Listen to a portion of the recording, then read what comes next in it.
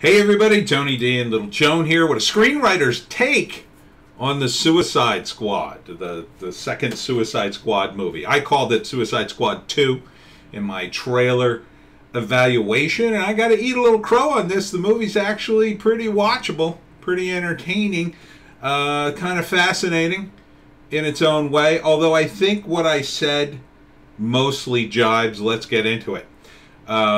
So before we do that, smash like and subscribe. Check out my books if you'd like to support the channel. They're all available at Amazon.com. The links are in the description. Buy a book, get some treats for cute little Joe. All right. So, Suicide Squad. First, the non-spoiler review. It's a good movie.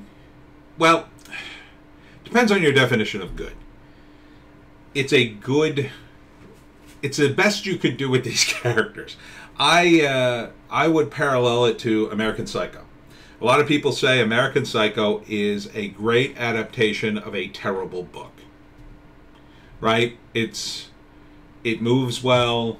The character is, the main character is awful, but somehow the movie's entertaining and you're following it. That's kind of like Suicide Squad. The main characters are pretty awful people, but James Gunn works hard to get you on board with them. And he actually, finally, after 3 movies, he makes Harley Quinn work as Harley Quinn should work. All right? That was the big surprise for me. He didn't do what I think the other directors did, which kind of, sort of didn't really make Harley work as well, I thought. And then again, I didn't see those movies, so who am I to say? From what I saw. But this Harley basically works. I think it's still not quite on the mark, but close enough that you could be like, oh, okay. Is the movie sensible? No, it's total craziness.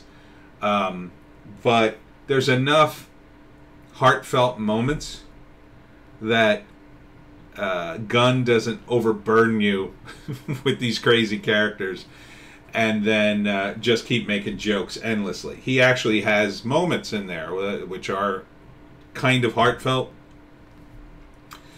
And, it's not too sappy. It's got the right balance in there. I mean, it is a bit ham-fisted in the take of some of the characters and their origins, but you kind of can't help that because there's so many of them. But for what it is, it's good. And one of the things he does, and this is a structure thing with screenwriters you should definitely pay attention to, what he does is he kind of, I'm not sure how many sections were in total. I want to say 6, but he has little name cards throughout the movie and little segments. So really what you're seeing almost is a film adaptation of like 6 comics, which was interesting. It was interesting the way he did that. It still builds like a 3-act structure, but he kind of almost splits it up into 6 acts. So you have the introduction, and he jumps around in time, which makes it like you kind of don't know where things are going and how they connect because there's so many characters. But he puts it in an order that of how you care. So like there are scenes where he gets up to a point and something's about to happen, and then he backtracks, an hour before, 8 minutes before, or whatever, and then shows you what led up to a certain moment. And then when a guy shows up, you understand. It all makes sense. So I got to hand it to James Gunn. He really knows how to direct. He gets it. He gets these characters. He gets how to do a lot of different disparate characters. It's a shame. I don't think he should have been canceled for the tweets he made, but at the same time, it's unfair that many other people were canceled for tweets they made, and he was sort of brought back by Hollywood because they kind of invested too much money, and he's like too talented to lose, kind of thing. Like we need him for Guardians of the Galaxy, so let's rehabilitate him or whatever.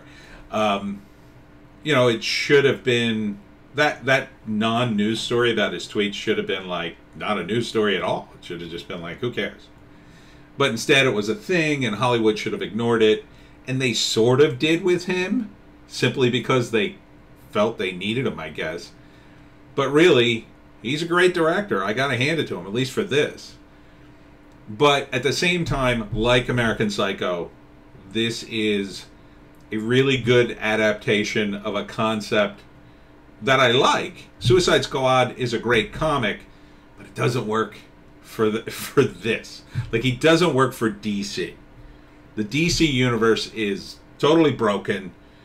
This holds together better than most of the other stuff in the DC universe. Shows you how poorly the other movies are, right? The other movies really should be telling the story of the DC universe and how it all comes together. And instead, this movie kind of does that better than most of them. And it shouldn't.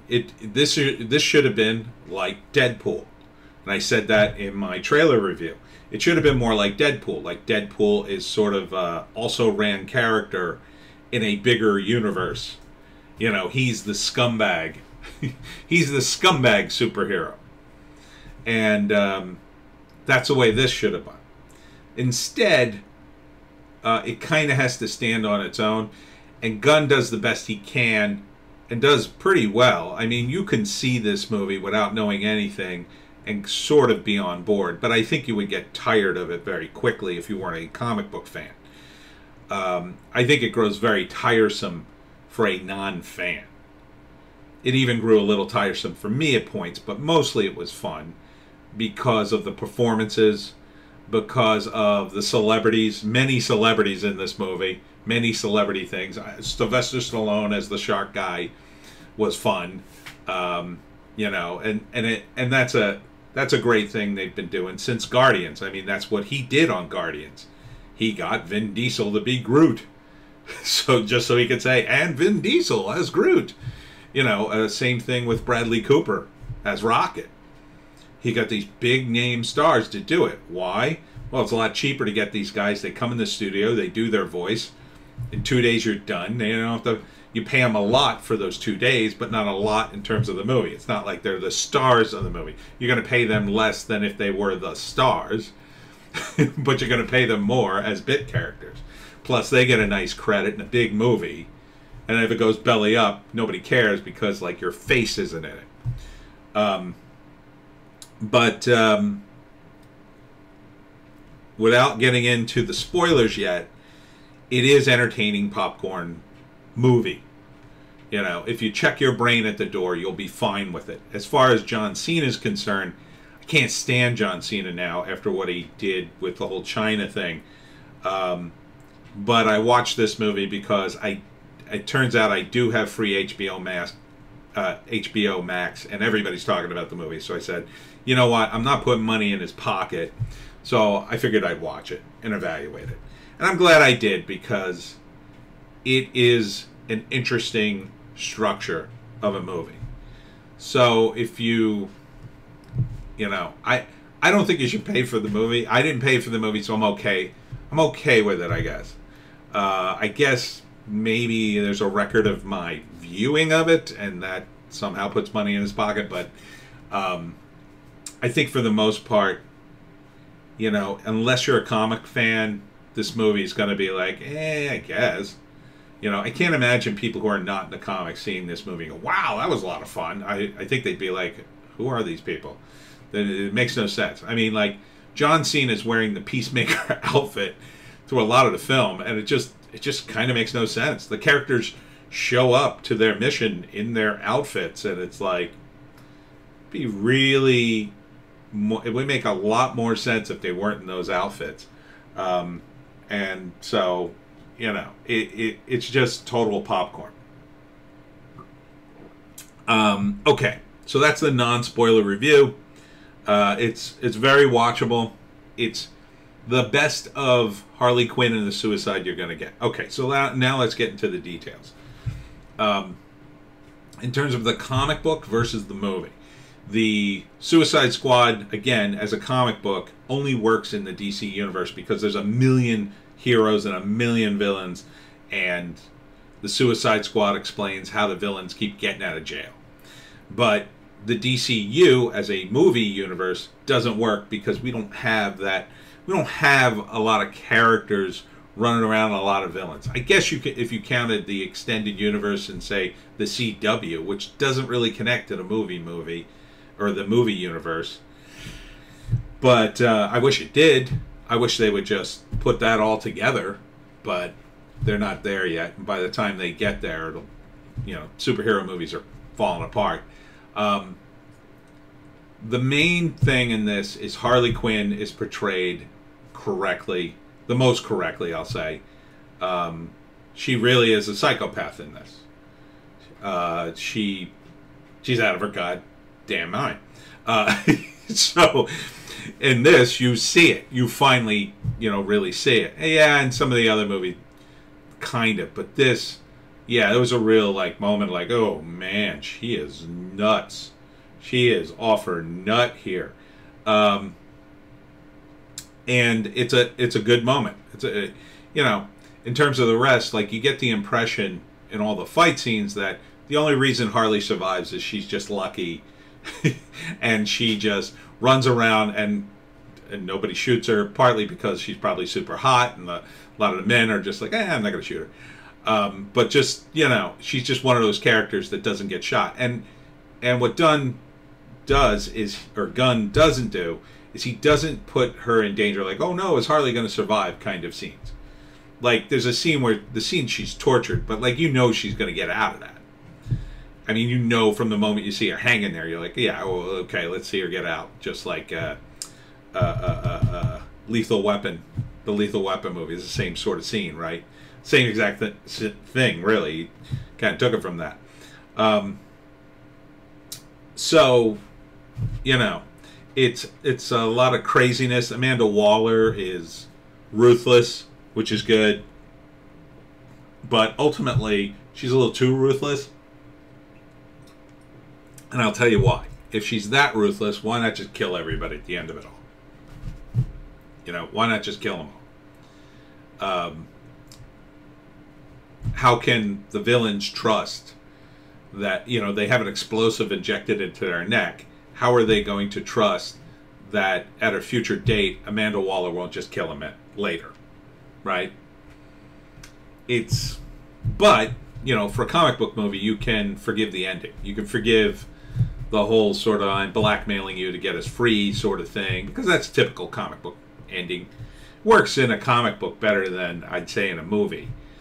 Starro as a villain, pretty good, but then, when you think about it, if you had a functional DC universe, the first thought in your head would be, where's the Justice League?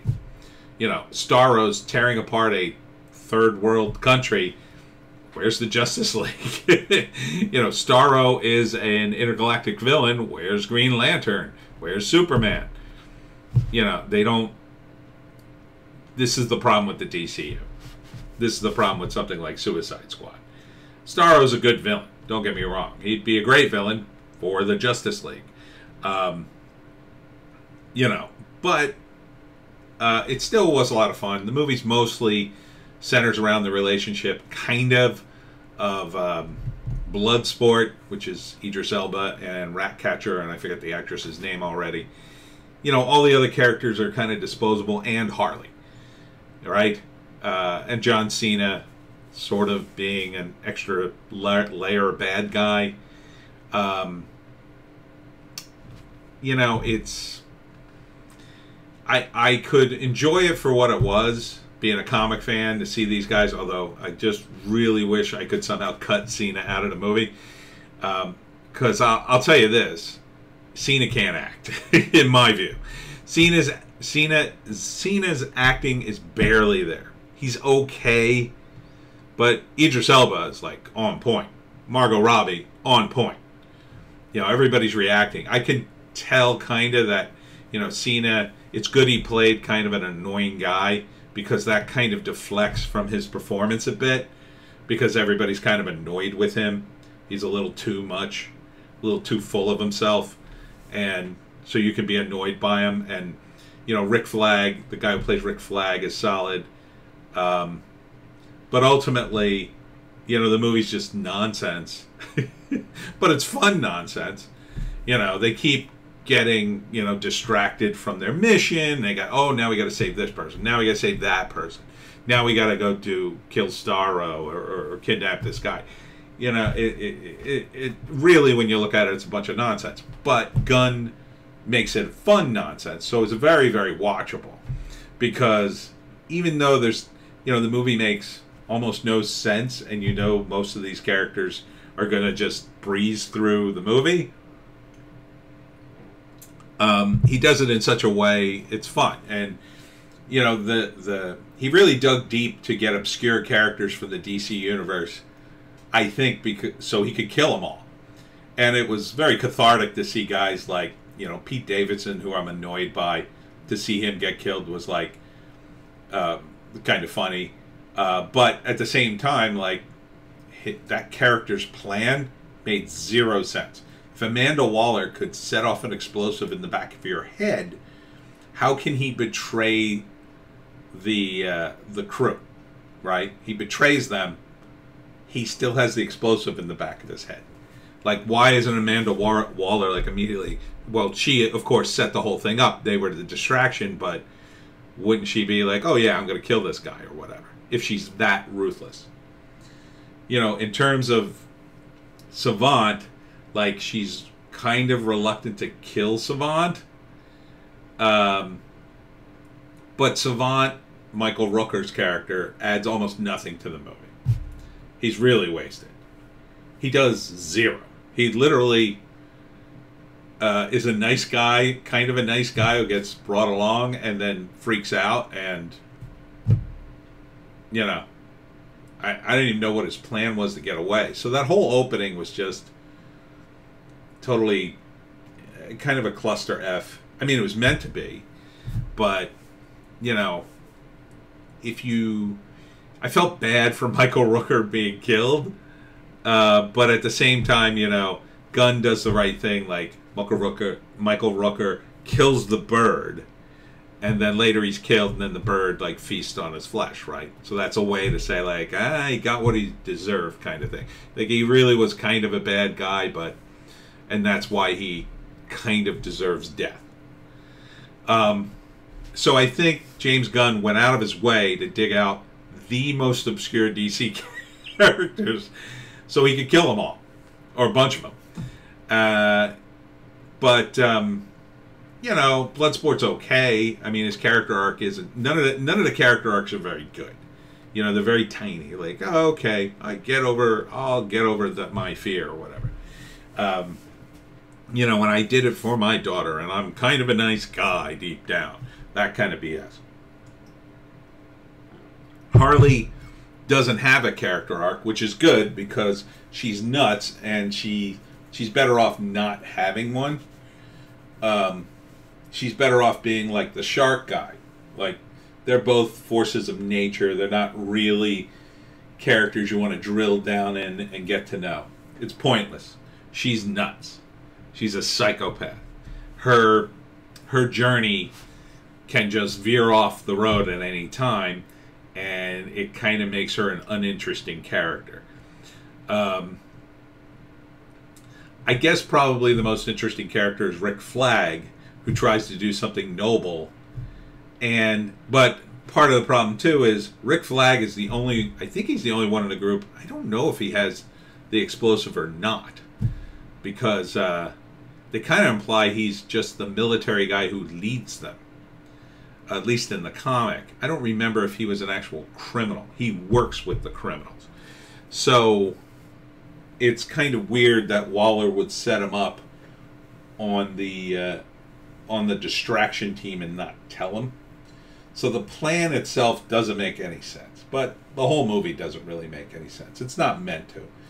You know, they just keep going from scene to scene, and the titles really help, because it sort of breaks it up, and it's like, oh, okay, now they're going to do this. Now they're going to do this. Now they're going to, how are they going to screw this up? And in terms of the comedy, it's okay. I guess. I still say Harley was a little more vulgar than she needed to be. Again, she's a doctor. I know she's crazy, but it seemed kind of out of character for her to be that vulgar. But, you know, she was doing the accent, and I guess that's what they equate it with. I really didn't want to like the movie, but I did like the movie. I had a good time. I felt it zip by, which is a good sign. It's well paced, tons of stunts, tons of action. You know, Gunn grinds through the characters. He has no mercy, killing off various characters we've seen, which leads me to believe that this is the last time you're going to see a Suicide Squad movie before they recast the whole thing. But which is a shame, because the actress who plays Amanda Waller, I forget her name, is really, really good. I mean, she's just perfect for that role. She looks the role, she acts the role, everything's perfect about her. She's probably the best. You know, Bloodsport, you know, it could have been, you could have just made up a character. You know, for Ildris Elba. He could have just been Deadshot. You could have just said he was Deadshot and recasted him, really. I mean, it's the same sort of character. His guns were cool. The effects were cool. You know, it's just, and they did the best when they can with the scripts, and it's fun. It's fun to have characters like this. They're all criminal, they're all jerks, but they're all kind of human at the same time. So they have these moments, but, you know, Peacemaker's more of a jerk than the rest of them. So there's different levels there you can play with. And so you can really learn something from this movie, I think, in that you can kind of play with the format, although it's still a 3-act structure. First act is all intro, you know, leading up to the moment where they're actually doing the mission. Then Act 2 is all these mini missions, saving Flagg, saving Harley, going after, you know, getting Capaldi, and then going at, and then the third act really is the Starro act. It's beating Starro. The second act is really beating the army, and then, you know, the last act is beating Starro and Amanda Waller. That's the twist, right?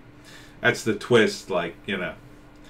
But again, you know, when you stop to think about any of it, it doesn't make any sense. Like, okay, what if Amanda Waller decided to kill them all? She's killed guys before. You know, she says she's going to do it. Like, you know, for her office to revolt is a little weird.